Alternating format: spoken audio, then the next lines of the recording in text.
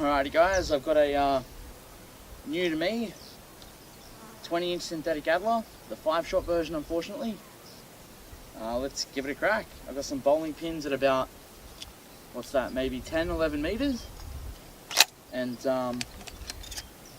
we'll see how effective the Adler is.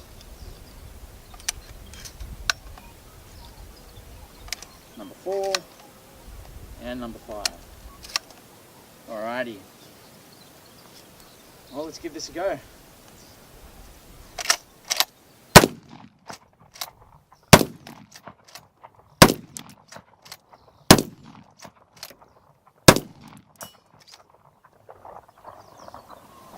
She's clear. Not too bad for a cheap gun. Alright guys, peace. I'll catch you on the next one.